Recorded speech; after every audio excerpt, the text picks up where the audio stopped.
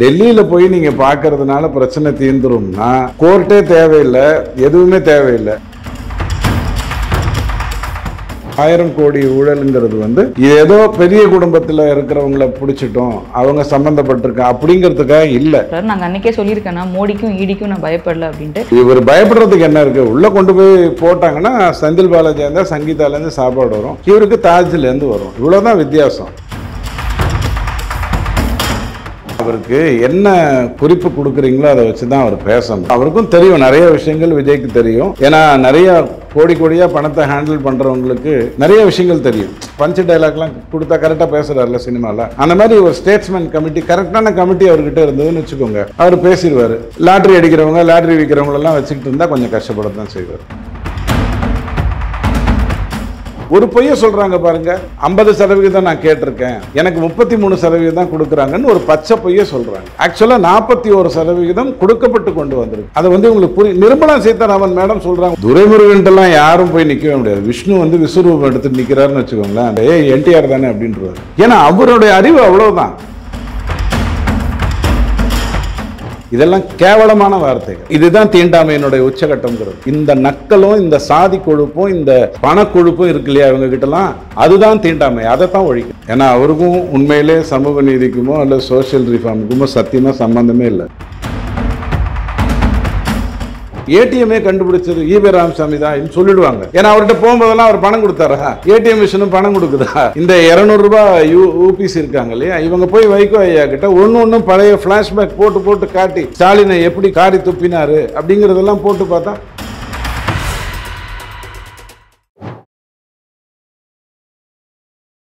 இளைய பாரதம் நேயர்களுக்கு வணக்கம். என்று நம்மோடு இணைந்திருக்கும் சிறப்பு விருந்தினர், அரசியல் விமர்சகர் மற்றும் துக்ளக் வாசகர் திரு டிடிஎஸ் ரவி அவர்கள். வணக்கம் சார். வணக்கம். ஸ்டாலின் அவர்கள் வந்து டெல்லி போயிட்டு வந்ததுக்கப்புறம் முன்னாடியும் இருந்த விமர்சனம் என்ன அப்படின்னா, இங்கே இடி ரைடு நடந்துட்டு இருக்கு, ஸோ அதுக்காக தான் அவர் டெல்லி போய் இந்த நிதி ஆயோக் கூட்டத்தில் போய் பேச போறாரு. ஏன்னா இதுக்கு முன்னாடி நடந்த நிதி ஆயோக்கில் அவர் போகலை அப்படின்றது. வெள்ளை கொடியுடன் ஸ்டாலின் சென்றார் அப்படின்னு பேசினாங்க. ஸோ இங்கே வந்து ஸ்டாலின் அவர்கள் சொன்ன விஷயம், நான் வெள்ளை கொடியோட போகலை, இபிஎஸ் கையில் தான் காவி கொடி இருக்கு அப்படின்ட்டு இருக்காரு. நான் வந்து இங்கே பண்ணி தந்த விஷயத்துக்கு தேங்க்ஸ் சொல்ல போனேன், எய்ம்ஸ் முதல் மெட்ரோ வரை பேசப்பட்டது அப்படின்ட்டு.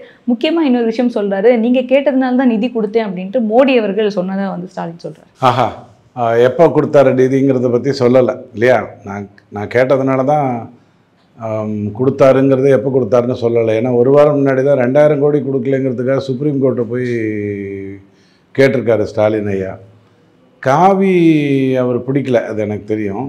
வெள்ளை கலர் அவர் வச்சுருக்காரு, பச்சையும் சேர்த்து தேசிய கொடியை கையில் பிடிச்சிட்டார். 150 வருட நீதி கட்சி திமுக வரலாற்றில் கட்சியின் தலைவர் கையில் மூவர்ண கொடி வைத்து யாரும் பார்த்ததே இல்லை. ஸோ இபிஎஸ்ஸாவது காவியை தான் பிடிச்சார், வெள்ளையை பிடிக்க போகிறீங்கன்னு சொன்னார். ஒரு பச்சையும் சேர்த்து மூவர்ண கொடியே பிடிச்சிட்டாருங்கிறது கேட்டால் சொல்லுவார், இந்திய தேசத்துக்காக அதை பண்ணேன் அப்படின்ற மாதிரி சொல்லுவார். இந்திய தேசங்கிறதே இவங்க ஒத்துக்கலையே, அதான பிரச்சனை. இது வந்து ஒரு நாங்களாம் இருக்கோம், நாங்களாம் சேர்ந்து ஒரு தேசம் அப்படிங்கிற மாதிரி, இந்த காலனி சொல்லுவாங்க இல்லையா, இந்த அப்பார்ட்மெண்ட் காலனிங்கிற மாதிரி தான் சொல்லிகிட்டு இருந்தார். பரவாயில்ல, அதெல்லாம் இப்போ முன்னே இருக்கிறது கொஞ்சம் 2-3 பேர் ஓடி போயிட்டா 4-5 கேஸ் வந்ததுன்னா கொஞ்சம் நிலை தடுமாறி தான் இருக்கும், நான் இல்லைன்னு சொல்ல. பட் அதையெல்லாம் தாங்கி தான் அவர் போய் பேசிட்டு வந்தார். என்ன ப்ரெஸ் மீட்டில் கேள்வி கேட்கும்போது கரெக்டாக அந்த ஊபிஸ் 200 ரூபா ஊபிஸுக்கு வந்து சொல்லியிருந்தாங்க, ஏய் முதல் கேள்வி இதுதான் கேட்கணும், 2வது கேள்வி அதை கேட்கணும், நீ மாற்றி கேட்டுட்டீங்கன்னா சிக்கல் ஆகிடும் அப்படிங்கிற மாதிரி சொல்லியிருந்தாங்க. அவங்க எங்கேயோ ஆர்டர் மிஸ் ஆகிடுச்சு, உணர்ச்சி வசப்பட்டுருமா. இவர் எங்கேயா கிளம்பி போயிட்டா அந்த 6வது கேள்வி கேட்க வேண்டியவன் உணர்ச்சி வசப்பட்டு 3வது கேள்வியாக கேட்டான். உடனே ஒரு பேப்பரை தேடுற அளவு. இதெல்லாம் ஒரு பக்கம் விட்டுருங்க, இந்த விமர்சனங்கள்லாம் விட்டுருங்க. நித்தி ஆயோக் அப்படிங்கிறது வந்து பணம் கேட்பதற்கான அமைப்பு அல்லங்கிறது நம்ம பல முறை சொல்லிகிட்டு இருக்கோம். கிட்டத்தட்ட 10 நாளாக இதை வெவ்வேறு விதமாக விவாதத்தில் சொல்லிகிட்டு இருக்கோம். நீங்கள் உங்கள் திட்டங்களை சொல்லலாம், நான் டூரிசமை டெவலப் பண்ணுறேன், அதுக்கு எனக்கு இந்த மாதிரி வேணும் சொல்லலாம். டூரிசம்லேயே 3 வகை இருக்குது. படிக்கிறதுக்காக வர்றவங்க, வைத்தியத்துக்காக வர்றவங்க, சுற்றுலாவை பார்க்கின்றவங்க. இந்த 3த்துலேயுமே தமிழ்நாடு வந்து நல்ல நிலைமையில் தான் இருக்குது. தமிழ்நாட்டுடைய நிதி வருவாயில் இது வந்து பெரிய அளவில் இருக்குது. அதை பண்ணுறேன்னு சொல்லலாம். அல்லது நான் வந்து உமன்ஸ் என்டர்பிரினர்ஷிப்பில் வந்து தூள் கலப்ப போகிறேன். நித்தி ஆயோக் வந்து சில படிக்கட்டுகளை போடும், இந்த வருஷம் இந்த படிக்கட்டெல்லாம் நம்ம ஏற போகிறோம் அப்படின்னு சொல்லி போடும். அந்த படிக்கட்டில் இதெல்லாம் இருக்குது, அதெல்லாம் சொல்லியிருக்காங்க. அதில் நீங்கள் என்ன சொல்லலாம், நான் இதை எடுத்துக்கிறேன், நான் அதை எடுத்துக்கிறேன். இப்போ உதாரணத்துக்கு தமிழ்நாட்டில் ஒரு மிகப்பெரிய விமான நிலையம் வேணும் அப்படின்னு சொன்னால் நீங்கள் உடனே ஆர்வமாக சொல்கிறீங்க இல்லையா, எங்கள் ஆளுங்களுக்கெல்லாம் பரந்தூரில் தான் நிலம் இருக்குது, அங்கேயே வச்சுக்க, அதிமுக காரன்ட்ட தான் இன்னொரு ஊரில் இருந்தது, தயவு செஞ்சு அங்கே எங்கே போட்டு விட்டுறாத, அவங்ககிட்ட வாங்குற மாதிரி ஆகிடும், எங்கள் ஆளுங்க கரெக்டாக அதை ஆக்கிற, அப்படி ஒரு ஆர்வத்தோடு சொல்கிறீங்க இல்லையா. அந்த மாதிரி ஒவ்வொரு விஷயத்துலையுமே ஒரு ஆர்வத்தோட இந்த மாதிரி நாங்கள் பண்ண போகிறோம்னு பேசுகின்ற ஒரு விஷயந்தான். சந்திரபாபு நாயுடு என்ன கேட்டாருன்னு ஏதாவது தகவல் வந்ததா? எத்தனையோ முதலமைச்சர்கள் அங்கே போனாங்களே, அவங்க ஏதாவது கேட்டாங்கன்னு ஏதாவது தகவல் வந்ததா? இவர் மட்டும் போயிட்டு நான் காவேரிக்காக கேட்டேன், நான் கோயம்புத்தூர் மதுரை மெட்ரோக்காக கேட்டேன், நான் இதுக்காக கேட்டேன் அதுக்காக கேட்டேன்னு வலியுறுத்த வேண்டிய அவசியம் என்ன வந்தது? நித்தி ஆயோக்குங்கிறது கண்டினியூஸாக நடந்துகிட்டு இருக்கிற ஒரு ப்ராசஸ். இந்த மீட்டிங்கிறது அந்த சேர்பர்சனான பிரைம் மினிஸ்டர் மற்ற முதலமைச்சர்களோட இவங்களே சொல்லுவாங்க. 15 வருடங்களுக்கு முன்னாடி ஒரு முறை இதே மாதிரி ஒரு கூட்டத்துக்கு மோடி போகும்போது அவர் எனக்கு நேரம் கொடுக்கல அப்படின்னு சொல்லி கோவப்பட்டாருன்னு சொல்லுவாங்க. இந்த வாட்டி நேரத்தை பற்றி ஏதாவது விவாதம் வந்ததா? இவர் எவ்வளோ நேரம் பேசினாருங்கிறத பற்றி ஏதாவது இருந்ததா? எனக்கு 20 நிமிஷம் கொடுக்கணும், ஆனால் அவங்க 18.25 நிமிஷம் தான் கொடுத்தாங்கன்னு அந்த மாதிரி ஏதாவது விமர்சனம் வந்ததா? இதெல்லாம் தான் இபிஎஸ்க்கு ஒரு சந்தேகம் வருது. ஐயா, நீ போன நோக்கம் எங்கேயோ கொஞ்சம் முன்ன பின்ன இடிக்குது அப்படின்னு. ஆனால் என்னுடைய கருத்து, அது இபிஎஸ்க்கும் சொல்கிறேன், ஸ்டாலின் ஐயாவுக்கும் சொல்கிறேன், டெல்லியில் போய் நீங்கள் பார்க்கறதுனால பிரச்சனை தீர்ந்துரும்னா கோர்ட்டே தேவையில்லை, எதுவுமே தேவையில்லை, டைரெக்டாக டெல்லிக்கு ஒரு புறா விட்டிங்கன்னா அங்கேருந்து அது பணத்தை கொடுத்துட்டு திருப்பி வந்துடும். அதுக்கான வாய்ப்பு பிஜேபியில் இல்லை. இந்த கேஸ் இன்னும் தீவிரமடையும். 1000 கோடி ஊழலுங்கிறது இது ஏதோ பெரிய குடும்பத்தில் இருக்கிறவங்கள பிடிச்சிட்டோம், அவங்க சம்மந்தப்பட்டிருக்கா அப்படிங்கிறதுக்காக இல்லை. இது முற்றிலும் ஒழிக்கப்பட வேண்டிய ஒரு விஷயம். இந்த டாஸ்மாக்குங்கிறது டாஸ்மாக்கே ஒழிக்கணும், குறைந்தபட்சம் அதில் பில் கொண்டு வரணும். யோசிச்சு பாருங்கள், 4 லட்சம் கோடிக்கான பட்ஜெட்டு, இவங்க கணக்கு காட்டுறதே 42,000 கோடி, பட் உள்ளபடி 60,000 கோடிக்கு மேலே வியாபாரம் நடக்குது. அப்போது 10% வியாபாரம் நம்மளுடைய மாநிலத்தின் வருவாயில் ஒரு குறிப்பிட்ட சதவிகித வருமானம் பில் இல்லாமல் நடக்குது அப்படிங்கிறது ஒரு அட்டுழியம், ஒரு அநியாயம். அதுக்கு ஒரு முடிவு கட்டியாகணும். கூட்டணி ஆட்சி அதை முடிவு கட்டும். இந்த விஷயத்தை பற்றி உதயநிதி அவர்கள்ட்ட கேட்கும்போது அவர் முன்னாடி சொன்ன அதே வார்த்தை தான் அவர் மறுபடியும் சொல்கிறார். நாங்கள் அன்றைக்கே சொல்லியிருக்கேன்னா மோடிக்கும் ஈடிக்கும் நான் பயப்படலை அப்படின்ட்டு. இந்த மாதிரி இன்னும் ஒரு ஸ்டேஜில் பேசும்போது சொல்கிறார், இன்னும் 1 வருடம் நம்மளோட நோக்கம் எல்லாருடைய கண்ணும் தேர்தல் மேலே தான் இருக்கணும், 234 இடங்களே நாங்கள் வெல்வோம் அப்படின்ட்டு தேர்தலுக்கான ஸ்ட்ராட்டஜியும் பேசி இல்லை, தேர்தலில் தான் இருக்கணும், சின்னராக்கு பதிலாக பெரியராக இருக்கணும், தேர்தலில் இருக்கணும். உருப்புற மாதிரி எதையாவது பண்ணாங்கன்னா, இவங்க ஆட்சி தேருகின்ற மாதிரி இருந்ததுன்னா அந்த தேரை இழுத்துக்கிட்டு இவங்க போகிறதுக்கான வாய்ப்புகள் இருக்குது. உருப்படாமல் தான் இருப்பாங்க, இப்படி தான் பண்ணுவாங்க அப்படிங்கிற மாதிரி இருந்ததுன்னா இவங்க பயப்படுறதுக்கு என்ன இருக்குது? இவர் பயப்படுறதுக்கு என்ன இருக்குது? உள்ளே கொண்டு போய் போட்டாங்கன்னா செந்தில் பாலாஜி இருந்தால் சங்கீதாலேருந்து சாப்பாடு வரும், இவருக்கு தாஜ்லேருந்து வரும். இவ்வளோதான் வித்தியாசம்.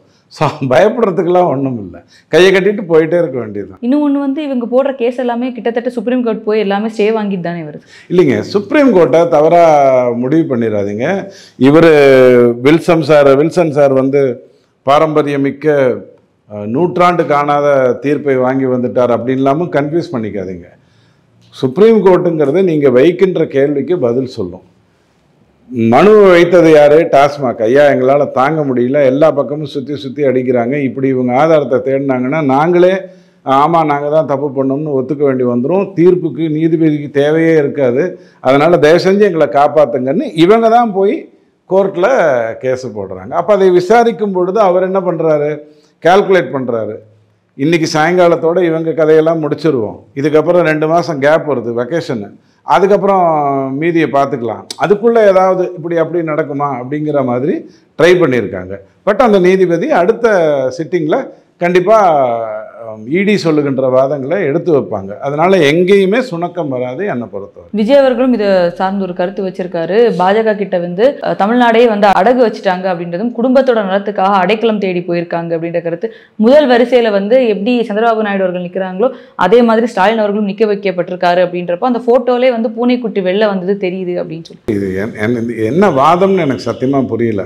முதலமைச்சர் அப்படிங்கிறது சந்திரபாபு நாயுடுங்கிறது ஆந்திராவுடைய முதலமைச்சர், ஸ்டாலின் ஐயாங்கிறது தமிழ்நாட்டினுடைய முதலமைச்சர். இதில் எங்கே பூனைக்குட்டி வந்துச்சுன்னு எனக்கு தெரியல. அந்த இம்பார்ட்டன்ட் ஃபர்ஸ்ட் லைனை நிற்க வச்சுடைய இம்பார்ட்டன்ட் இல்லைங்க. இது ஏதோ இவர் ஸ்கூலில் தெரியப்படத்தில் ஸ்கூலுக்கு போவார்ல அப்படின்னு நினச்சிட்டாரு. எதிர்க்க ரோ போட்டு உட்கார வைக்கல. ரோ போட்டு உட்கார வச்சா நீங்கள் முதல் ரோல் அவர் இருந்தார், பின்னாடி ரோல் அவர் இருந்தார். ஜெயலலிதா அம்மா போனாங்க இல்லையா பிளானிங் கமிஷனுக்கு, அப்போ அவங்க ஃப்ரண்ட் ரோவில் உட்காந்துருந்தாங்க. 3வது ரோவில் தான் மோடி உட்காந்துருந்தார். புரியுதுங்களா? அது ரோ சிஸ்டம். இது அப்படி கிடையாது. ஸோ எதை வச்சு இதெல்லாம் சொல்கிறான்னு தெரியல. ஒரு ஃபோட்டோ செஷனில் இவர் இருக்கும்போது அவர் இருந்திருக்காரு, அவ்வளோதான். நிதிஷ் வரல. இதுதான் நம்ம பார்க்கணுமே ஒழிய இதை வைத்து கொண்டு பேசக்கூடாது. ஆனால் அடகு வைத்தது யாருக்கிட்டங்கிறது தான் முக்கியம். 4.5 லட்சம் கோடி 8.5 லட்சம் கோடி கடன் வாங்கிட்டு இப்போ நம்ம அடகு வச்சிருக்கிறது உலக வங்கிக்கிட்ட. உடனே நீங்கள் என்ன சொல்வீங்க? பட்ஜெட்டில் இத்தனை சதவீதம் வரைக்கும் வாங்கலாம், அதைத்தான் நாங்கள் வாங்கியிருக்கோம். சந்தோஷம்.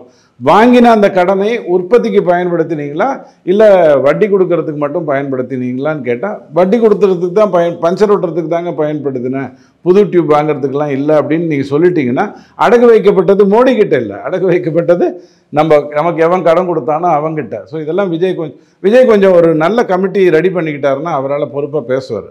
அவருக்கு நீங்கள் பார்த்தீங்கன்னா பஞ்சு டைலாக்லாம் கொடுத்தா கரெக்டாக பேசுகிறார்ல சினிமாவில், அந்த மாதிரி ஒரு ஸ்டேட்ஸ்மேன் கமிட்டி, கரெக்டான கமிட்டி அவர்கிட்ட இருந்ததுன்னு வச்சுக்கோங்க, அவர் பேசிடுவார்.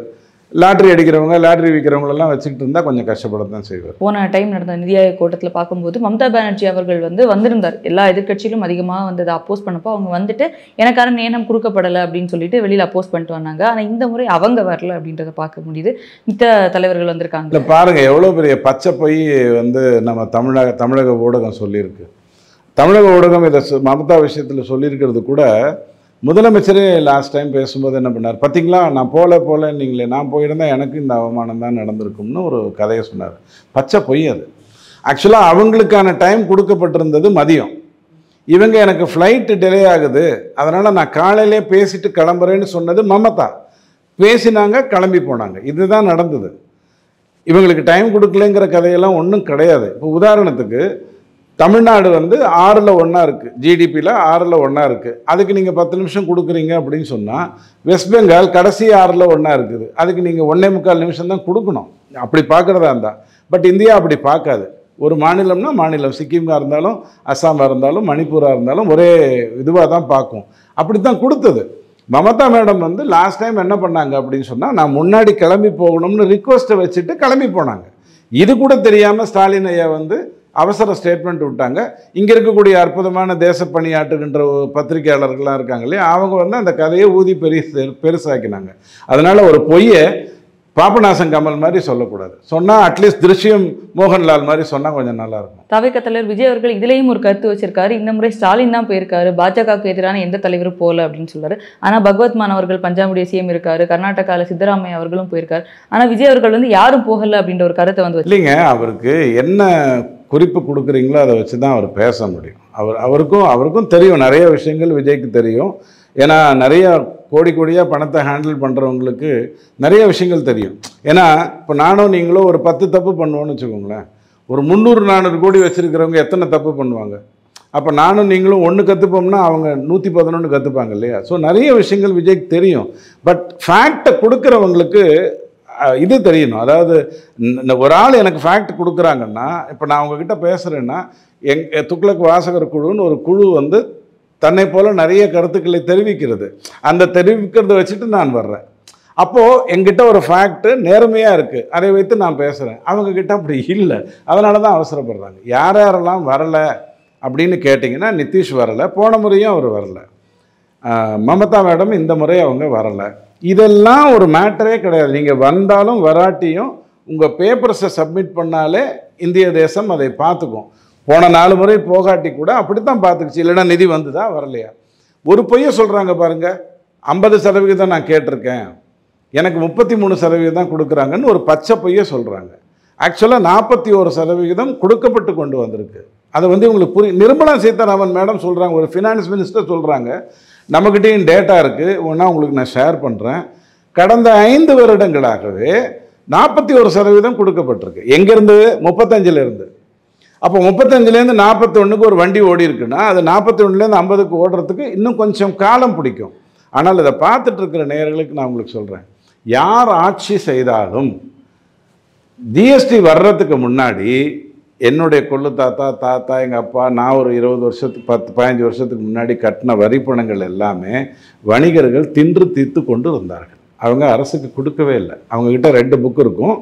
ஒரு புக்கில் இன்றைக்கி மொத்தமே 20 பேர், சரவணபவன்லேயே கூட வாய்ப்பு இருக்குது, போலி சரவணபவனில் 20 பேர் தான் இன்றைக்கி வந்து சாப்பிட்டாங்க. 100 பேர் வந்து சாப்பிட்ருக்கிற இடத்துல கணக்கு கொடுப்பாங்க. ஆனால் வரியை எல்லார்கிட்டையும் வாங்கிடுவாங்க. ஜிஎஸ்டி வந்ததுக்கப்புறம் அப்படி பண்ண முடியாததுனால இந்தியாவில் வரி கலெக்ஷன் வந்து மிகப்பெரிய அளவில் நடந்துக்கிட்டு இருக்கு. நாம் உபரியை நோக்கி போகக்கூடிய காலம் வெகு சீக்கிரத்தில் வந்துடும். நாம் சீனாவை பீட் பண்ண முடியாது, அமெரிக்காவை பீட் பண்ண முடியாது. அவங்களாம் நம்மளை விட 10 மடங்கு அதிகமாக இருக்காங்க, 8 மடங்கு அதிகமாக இருக்காங்க. ஆனால் நம்ம ஜெர்மனியை மீட் பண்ணுவோம், மற்றதை பீட் பண்ணுவோம்னு நாம் ஏன் கான்ஃபிடெண்ட்டாக சொல்கிறோம்னா, இப்போது நீங்களும் நானும் கட்டுகின்ற வரி, நீங்கள் வச்சிருக்கிற அத்தனை கேட்ஜெட்ஸுக்கும் ஒரு வரி கட்டுறீங்க இல்லையா? சாப்பிட்ற சாப்பாடு எல்லாத்துக்கும் தள்ளுவண்டியை விட்டுருங்க, 20 லட்சத்துக்கு கீழே இருக்கிறத விட்டுருங்க, வியாபாரத்தில் இருக்கிறவங்களுக்கு விட்டுருங்க, அதுக்கு எக்ஸம்ஷன் எல்லாமே கண்டிப்பாக வரியாக வந்து கொண்டிருக்கு. அப்படி இருக்கும் பொழுது நிகர பட்ஜெட்டு, இன்னும் உபரி பட்ஜெட்டு, இப்போ நம்ம 4.4 இருக்கோம் ஃபிஸ்கல் டெபிசிட்டில், உபரி பட்ஜெட் கொடுக்குற அளவுக்கு போவோம். அப்போ இந்த தேசம் இன்னும் செழிப்பாக இருக்கும். தப்பு தவறுதலாக 2026 23,400 கோடியை வாங்கிட்டு 1,20,00,000 பேர் திமுகவுக்கு ஓட்டு போட்டுட்டா கூட இந்தியா நல்லா தான் இருக்கும், தமிழகம் நல்லா தான் இருக்கும். ஆனால் கூட்டணி ஆட்சி வந்ததுன்னு சொன்னால் இந்தியா மேம்படும், தமிழகம் நல்லா மேம்படும். விஜய் அவர்கள் வைத்த இந்த கருத்துக்கு வந்து திமுகவுடைய துரைமுருகன் அவர்கள்ட்ட கேட்டப்போ அவர் சொல்கிறாரு, விஜய் வந்து ஒரு அரசியல் பச்சா, அரசியல் குழந்தை அப்படின்ட்டு இருக்காரு. அவர் ரஜினியே அப்படி சொல்லிட்டாரு. துரைமுருகன்ட்டெல்லாம் யாரும் போய் நிற்கவே முடியாது. விஷ்ணு வந்து விஸ்வரூபம் எடுத்துட்டு நிற்கிறாருன்னு வச்சுக்கோங்களேன், துரைமுருகன் கிட்ட என்டிஆர் தானே அப்படின்றவாரு. ஏன்னா அவருடைய அறிவு அவ்வளோதான். கொழுத்த பணம், அதாவது சும்மா சாதாரண பணம் இல்லை. வேலூர்லேருந்து தண்ணி விட மாட்டேன்னு சொன்னவர் தானே இந்த தேசப்பிதா துரைமுருகன். அவர் கிண்டல் அடிக்கிறாருங்கிறதுக்காக நம்ம ஆனால் விஜய் வேணால் வருத்தப்படலாம், ஐயோ இவர் கிண்டல் அடிக்கிற அளவுக்கு என்னுடைய நிலைமை ரொம்ப மோசமாயிடுச்சே அப்படின்னு வருத்தப்படலாம். மத்தியானம் சாப்பிடாம கூட இருக்கலாம். இதெல்லாம் கேவலமான வார்த்தைகள். இவங்களுக்கு இதுதான் தீண்டாமையினுடைய உச்சகட்டம்ங்கிறது.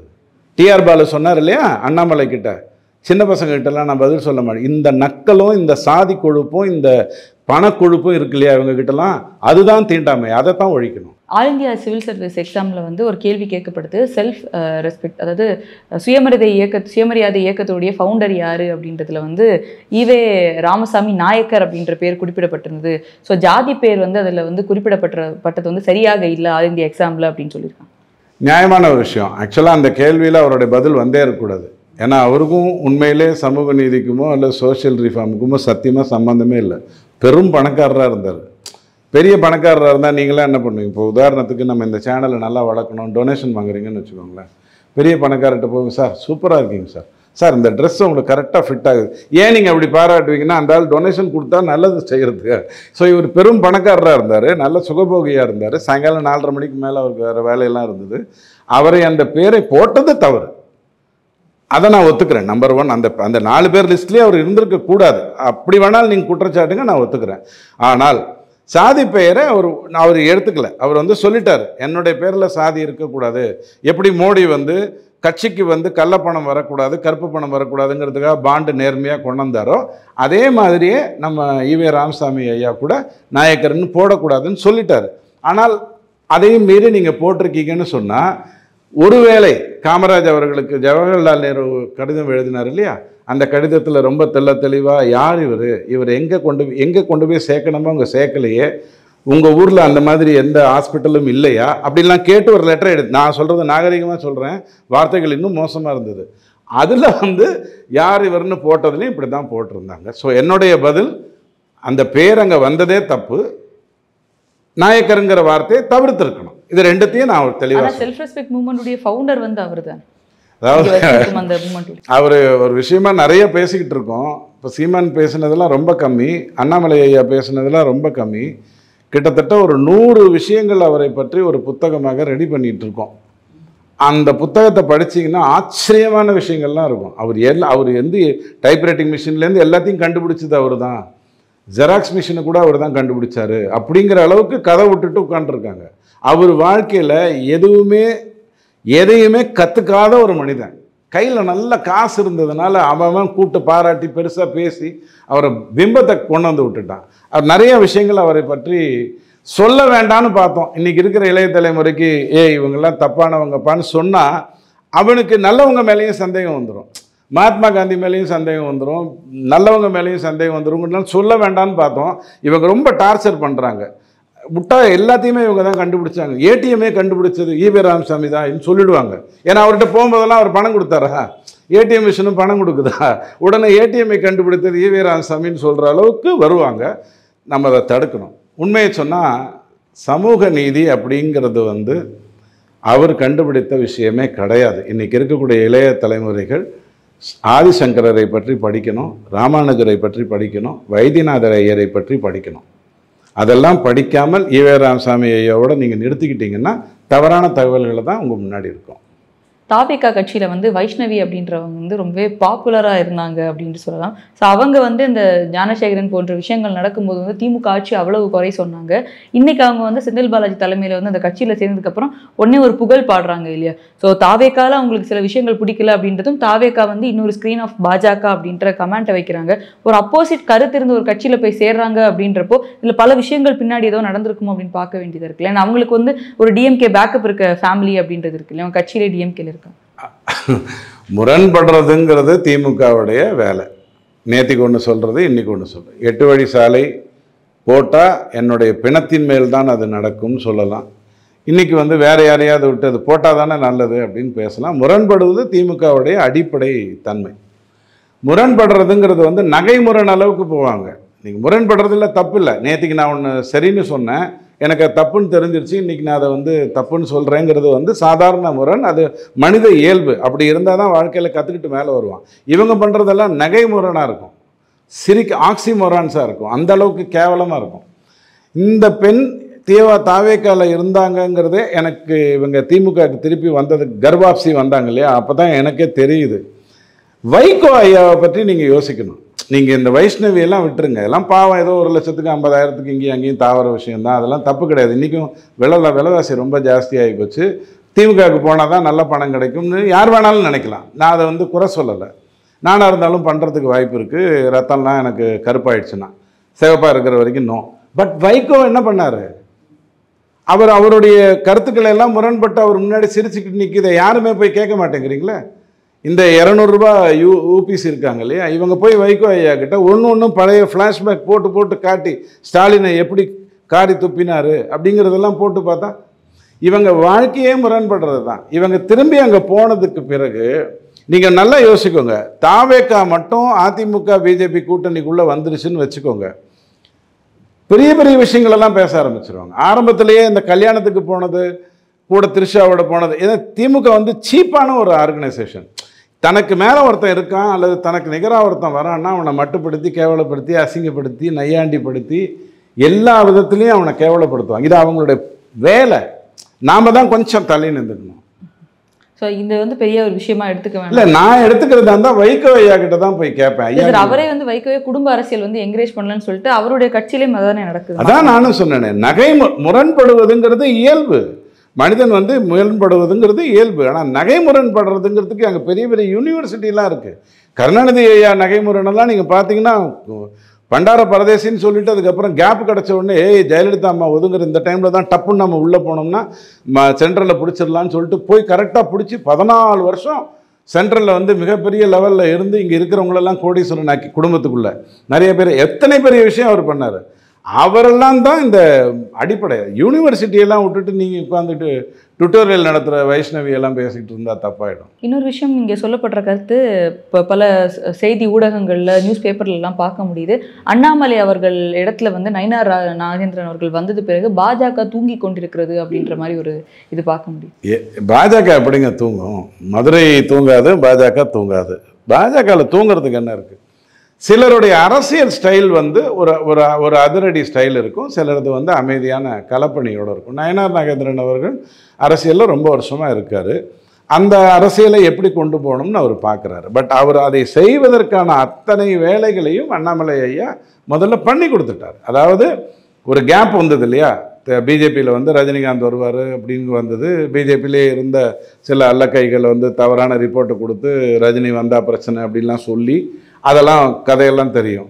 அதற்கப்புறம் இவர் வந்து ஒரு தெளிவான ஒரு பிளாட்ஃபார்மை கொடுத்து பிஜேபினா சாதாரணம் இல்லைன்னு சொல்ல, ஆண்டவன் அதே மாதிரி, ஆண்டவன்னா நான் மோடியும் சொல்கிறேன், ஆண்டவனையும் சொல்கிறேன், 2வது முறை 3வது முறை ஜெயிச்சு தனக்கான அந்த இதை ஃபுல்லாக காட்ட இவரால் இப்போ களப்பணி செய்தால் அதற்கு நல்ல விஷயங்கள் நடக்குங்கிற ஒரு பொசிஷன் வந்திருக்கு. இதுக்கு முன்னாடியே நிறைய பேர் களப்பணிகள் செய்திருக்காங்க.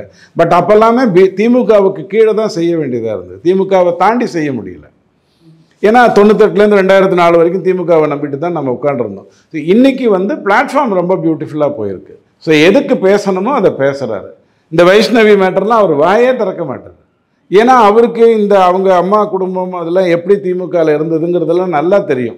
தெரிஞ்சவங்களை பற்றி யாராவது தப்பாக பேசுவாங்களா? ஸோ நயனார் நாகேந்திரனோட ரூட்டுங்கிறது களப்பணியோட அடுத்த 2026 எப்படி வெற்றி பெறணும் அப்படிங்கிறதும், அதிமுகவுக்கும் பிஜேபிக்கும் ஓட் டிரான்ஸ்மிஷன் எந்த மாதிரியாக கொண்டு வரணுங்கிறதுலையும் தெளிவாக இருக்குது.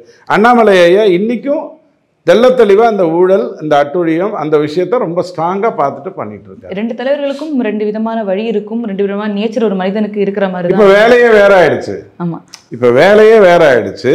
அவருடைய வேலை வந்து ஒரு ஐபிஎஸ் ஆக எப்படி ஆர்.என். ரவி ஐயா இன்னொரு சில பேர் இருக்காங்களோ, தமிழ்நாட்டில் நடக்கிற ஊழலை பின் பாயிண்டடாக பிடிச்சி இப்போ ஷேக் பண்ண வச்சது இல்லையா அந்த 1000 கோடி ஊழலுங்க. நீங்கள் வேணால் டாஸ்மாகில் போய் யார்கிட்டயா போய் சொல்லி பாருங்கள், 1000 கோடிக்கு கேஸ் போட்டிருக்காங்களாமா. நம்ம சிரின்னு சிரிப்பான். 40,000 கோடி 50,000 கோடி இங்கேருந்து போயிட்டுருக்குது, 1000 கோடி கேஸ் போட்டிருக்காங்க. அது ரொம்ப அற்புதமாக செஞ்ச ஒரு விஷயம். இந்த 1000 கோடியை ப்ரூவ் பண்ணுறது ரொம்ப ஈஸி, 40,000ங்கிறது இழுத்து தள்ளிடும். ஸோ ரொம்ப பியூட்டிஃபுல்லாக ஹேண்டில் பண்ணுற வேலையெல்லாம் அண்ணாமலை தன்னை போல் பண்ணிக்கிட்டு தான் இருக்கார். ரொம்ப உயரிய இடங்களுக்கு அவர் வருவார்.